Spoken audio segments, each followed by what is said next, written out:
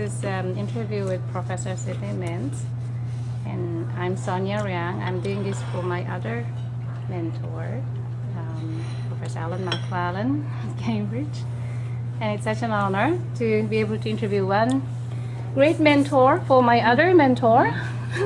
Right on. Okay, well, I'm gonna make it very informal. However, I do have some questions that I wanted to ask Sid. But rather than making it so-called structured, and I'm sure we will just wander off and talk about many other things, but I'd like to, maybe the first question I'd like to ask you, Sid, would be, well, you talk a lot about the, I read your piece, interview piece with the Val Carnegie, and I also read the David Scott's piece on analyzing your contribution, and which has been such an enlightening experience. But you do talk about, and it looks like from what I've known about you as well, it looks that the war has had quite some things with your life as well as your entering career of anthropology. Yeah. And then also after that, after you became professional anthropologist, war still continued to have some, with various different wars, continued to have some effect on your work and so on. I'm wondering if you could comment on a little bit on current Iraq war and anthropology, reflecting on your past experience. That's a very interesting question. I guess if I were to talk about the war in which we find ourselves entangled now, the war that we're fighting now. I'm not fighting it. Bush isn't fighting it. Cheney's not fighting it. You're not fighting it. But the war that Americans are fighting now. I would like to begin by going back to the World War II. The oral historian Studs Terkel in Chicago has written a book called The Good War, which is a marvelous collection of reminiscences that he put together on the Americans in World War II. And he calls it the Good War because his conclusion is that of all the countries that fought and suffered in it, and of all the countries that won and lost in it, the only one for whom it was a good war was the United States. I see. And I remember as an undergraduate at Brooklyn College in 1941, Sunday, late in the morning, I think, I was lying on the couch in my sister's living room. I slept on my sister's living room couch for 4 years. I was on the couch as usual on Sunday morning, listening to the Schubert Unfinished, which is on the radio. And the announcer interrupted the performance of the Unfinished Symphony to say that Pearl Harbor had been bombed. And then they went on and talked about Clark Field and Hickam Field, and it was obvious that we were going to be in war. And I thought about that in terms of my own life. And the next morning I got up to go to school. I was, I think, it was in my senior year, but I was not going to graduate as I should have in the spring of the next year because I was a bad student. I was behind. I flunked one course. Anyway, I was terrible. So I was going to have to go an extra semester. But I was thinking about the war and what it meant. And I got up that next morning, that Monday morning on December 8th. I got up and started for school. And we lived at that time in downtown Manhattan in a housing project. And I had to pass one of the biggest post offices in the U.S., certainly in New York, the Church Street Annex to the U.S. Post Office. And those were recruitment stations. The Army's recruitment stations were in the post offices, among other places. And there must have been, I'm guessing now because I don't know, 75,000 people waiting to enlist. Wow. I remember walking by part of that line on my way to the subway because that war, that outbreak of that war had produced a reaction, an indescribable reaction in the American people. It was as if suddenly everybody in the country had discovered he was an American. It was an astonishing event. Well, of course, I went to school and my friends were all talking about what to do, and a couple of them enlisted right away. Stanley Russell, who ended up in the 8th Air Force in England, the 100th Bomb Group, and Morty Koff, who was my good friend on the wrestling team, and who became a pursuit pilot and flew over 100 sorties on D-Day. A lot of them became real heroes. I didn't become any hero. I stayed in school. I finished in February '43 and went in the Air Forces that same week. Of course, conscription meant that the Army did not consist of skilled soldiers the way a professional Army does. It consisted of ordinary Americans from every walk of life and from every class. And one of the things that struck me most about that military experience was realizing that it is like what we call a rite de passage. Because when you go in, they strip everything off you, including every bit of clothing, your wristwatch. They shave your head. They take all your hair off. It's shaved, but it's left this long. You're like you were coming out of the womb, except that you're a grown man. And then they remake you with their clothing. And when they do that, you no longer are a graduate of Harvard. You no longer are a millionaire. You no longer have all of those things you had before you went in. So it's a remarkably transformative experience. And men who fight after that experience make over their family and their circle of intimacy into the men at whose sides they fight. And it's, for most of us, I never heard a gun fired in anger. I learned this from watching other soldiers, so I don't want to give the impression that I was a warrior. I was not. But from this, one learns that this is one of the moments in life when all of the inherited and achieved skills and prerogatives we have as human beings are totally irrelevant. And what matters is your relationship to the people immediately around you. And then, of course, when the war ends, you put back on the Harvard BA and the wristwatch and the millionaires. All that comes back.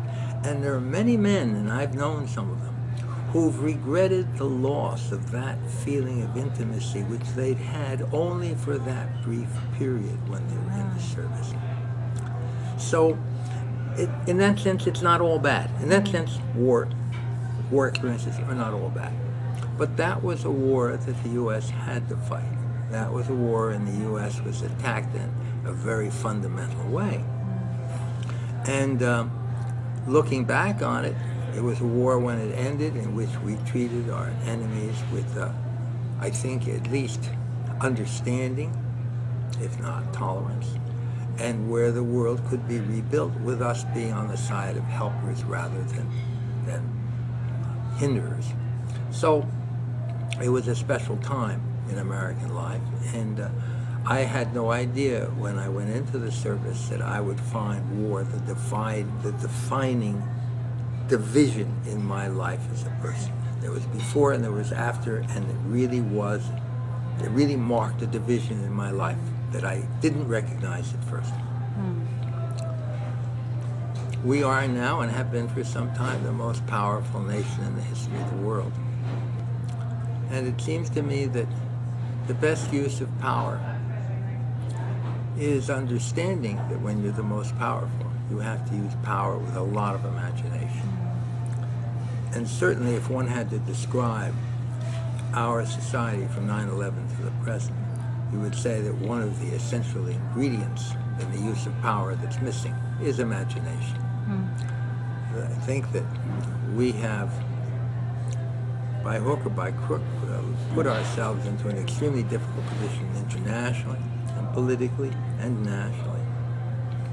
And for a person my age, nearing the end of life, it's saddening, among other things, not because of the deaths of so many, and deaths and injury of so many brave young people, but also because our country, which had such a wonderful reputation worldwide, in spite of our power, now still has some of that power, no longer so much, and none of that admiration.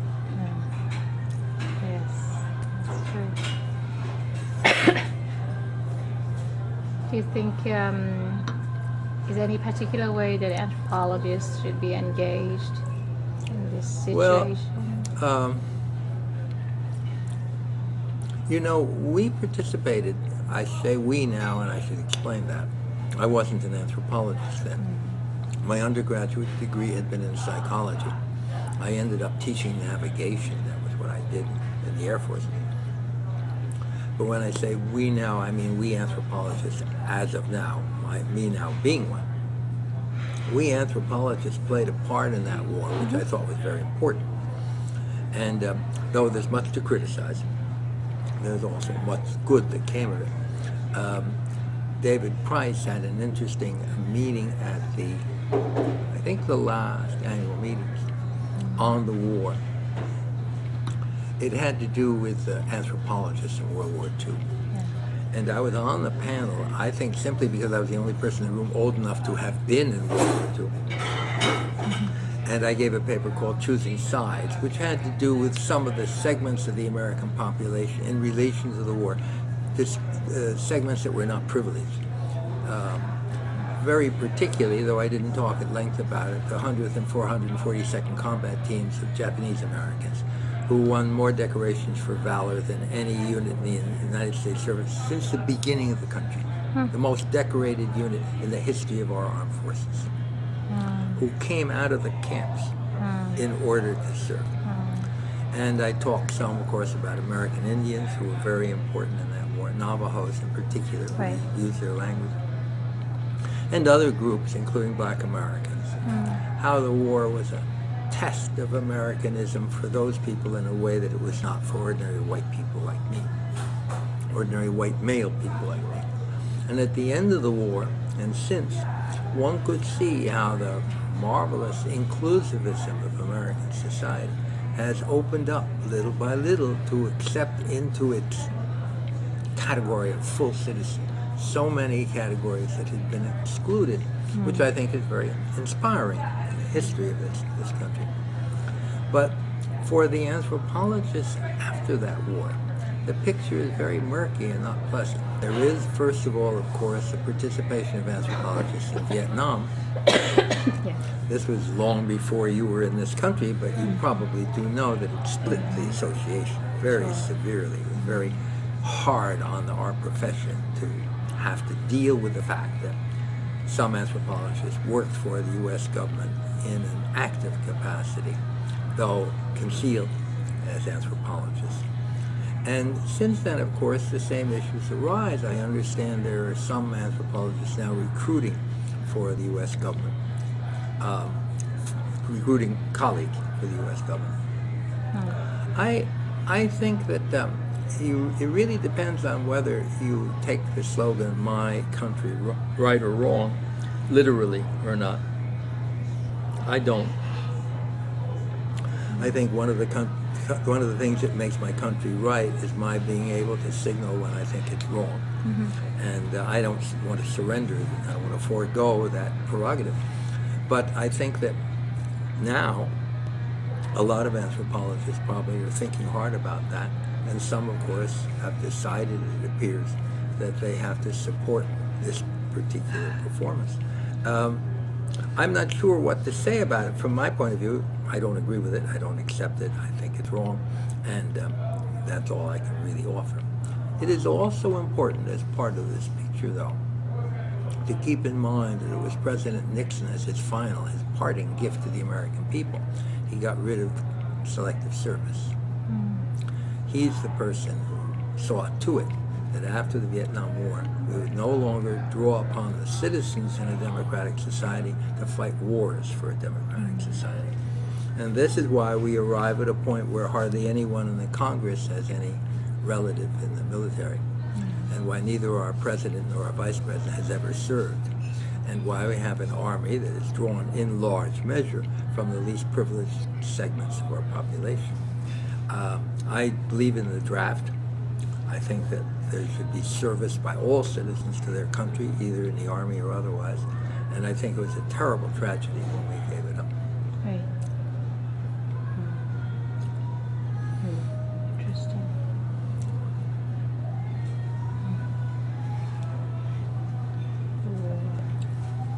Yes, of course. Speaking of war, it's Bruce Benedict, who was your teacher. Yep. And but also whose work, especially on Japan, became an icon. Mm-hmm.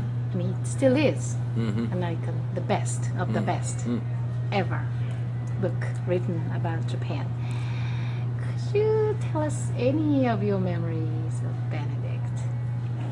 Well, most of what I do remember, or much of what I do remember, I set forth in a paper familiar to you, which was in a book edited by Seidel Silverman, Totems and Teachers. I took my first class with Benedict at a time when I was entering anthropology. In fact, hearing her lecture was one of the main reasons that I decided to try anthropology. She was tall and spare, silver-haired, big-eyed, blue-eyed, quite dried out, quite drawn in. What is the word I'm looking for besides spare and stark? There are other words to describe it. She was a person who seemed fully contained and defended. She leaned toward navy blue as her color. It went with her eyes and with her silver hair. She used lipstick inexpertly. When she lectured, she gazed into space. She hardly ever had eye contact with Really? students. She was hard of hearing, but refused to wear a hearing aid. As a result, the exchanges of questions and answers were sometimes quite exotic, because she didn't always understand. But I found her absolutely arresting in her presentations. Following her was not easy. She was a first-rate poet, and she was given to many metaphors. And her lectures had pauses in them while she decided again what she wanted to say and then said it. And you had to take note carefully, but you also had to listen very carefully in order to know what she was driving at. I describe in that paper a particular lecture I heard her give very early on that struck me very forcibly. I was, as I think you know, or certainly many people know, my background is sort of anti-imperialist, sort of pinko kind of background. And in one of her talks, in one of her lectures, she said, well, isn't it a pity that when there were colonies handed out, when there were imperial systems and there were colonies, that they didn't give all of the colonies with submissive people to the Dutch, and all of the colonies with virile, aggressive, belligerent people to the British. Because, she said, the British love belligerent people.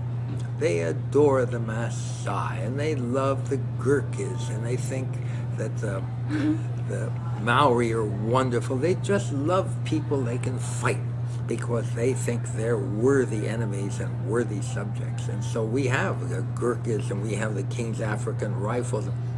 All of these people end up in the British Army doing special things for them. But the Dutch, who are wonderful with servile people, can't deal at all with the belligerents. They don't know what to do, and they have to fight. They don't like it. And so the colonies should have been divided according to National character? As you can imagine, I sat there with my jaw hanging down at least a foot. A little Bolshevik like me trying to make sense out of this.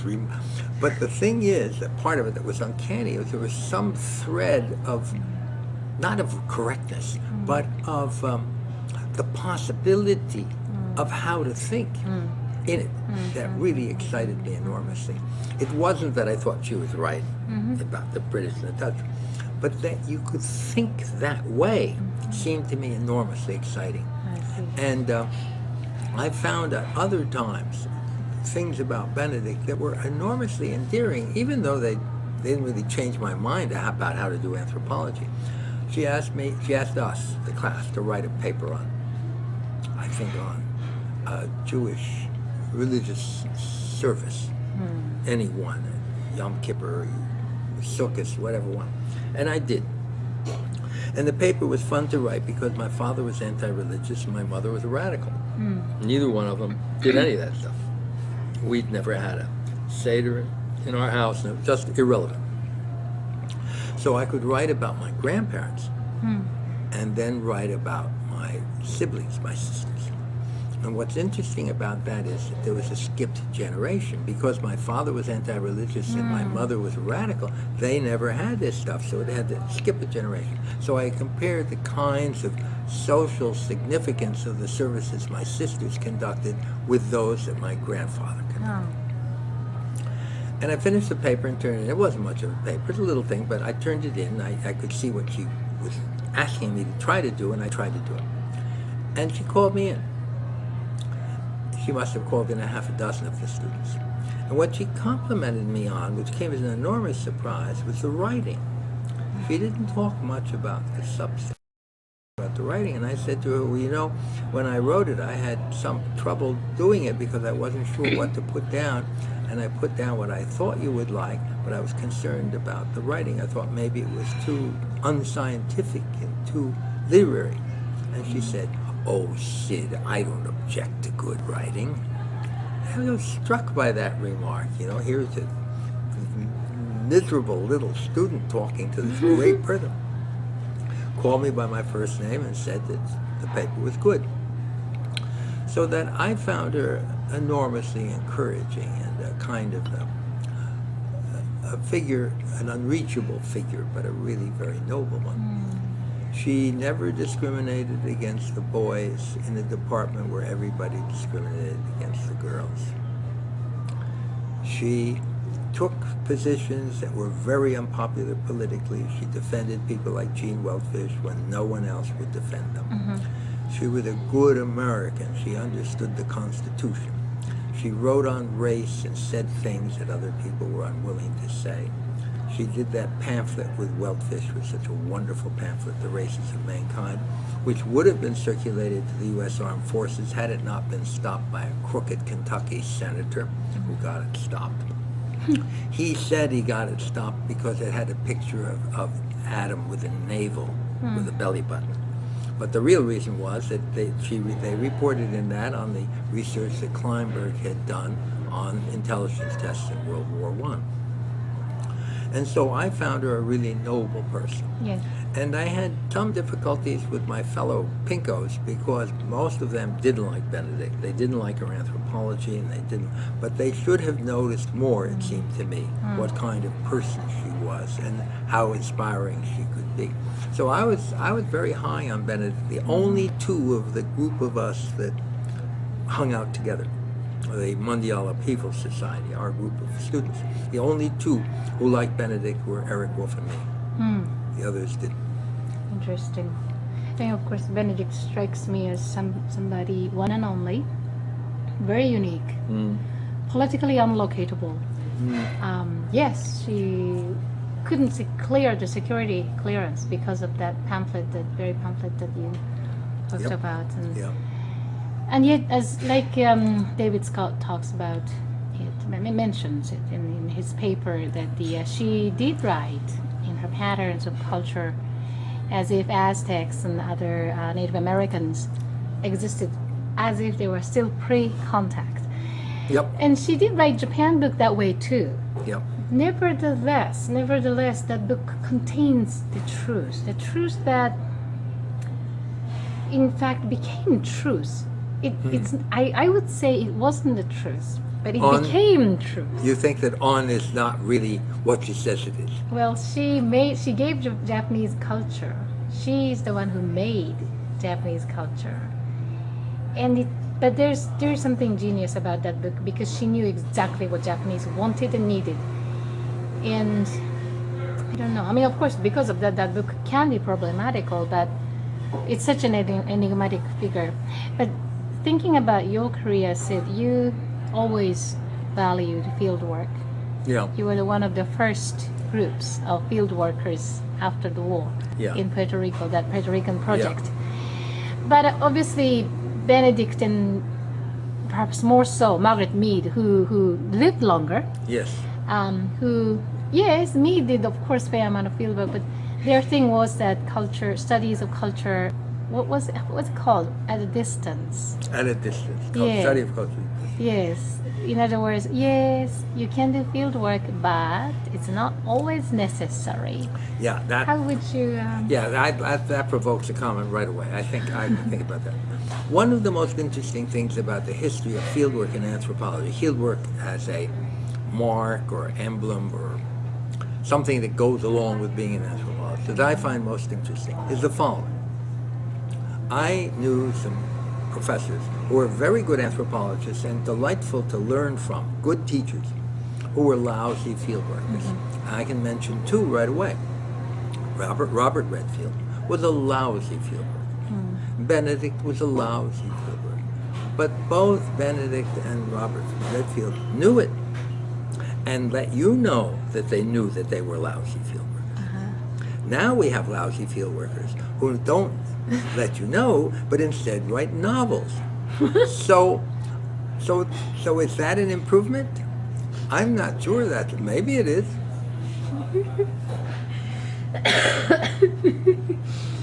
Right. That is interesting. Did you have any contact, interaction with Margaret Mead at all? Oh, sure, yeah. We were good friends. When I went on leave at Yale, I taught introductory anthropology there. And when I went on leave one year, she was the person who came to teach my course. I see. And that's a source of considerable reflection now, because in her class she had none other than President Bush. And at the end of the semester, because she didn't want to grade any exams or have any exams graded, she pleaded that since these poor young fellows would soon be in the service, their courses, their exams should not be graded, so she gave everybody a B+. And I think that's the highest grade our esteemed president got at Yale. So, yes, so I know Margaret well, and spent time in her company, and we argued a great deal. You know, she loved to argue. So, what can I say about Margaret Mead? Margaret Mead, it seemed to me, was unjustly assaulted by. Now I'm going to have trouble remembering his name, but you'll help me on it. Guy who died nights. You mean Derek Friedman? Yes. Friedman, yeah. I think she was done in by him much more than she deserved, and I don't think there was any conspiracy with Boas to do this or that or the other. I think a lot of that was just thin air. But Margaret did like the idea of notoriety. She did like to be famous, and one of my problems with her book about Benedict is it's hard to find Benedict in it. It's almost all about Margaret. I'm sure that I'll be tarred and feathered for saying some of these things, but it seemed to me that she valued too much her public image, and because of that fell into some things that she might better have avoided, to some positions and some points of view that she might better have avoided. I think what was important about Margaret Mead otherwise is that she became a spokesman for anthropology. And even though she sometimes misspoke as our spokesman, we've had no spokesman since. I see. And we seem now so often to glory in being able to talk in a way that's totally unintelligible to the American people, and I think that's a big loss. I see. Yes. I see what you mean.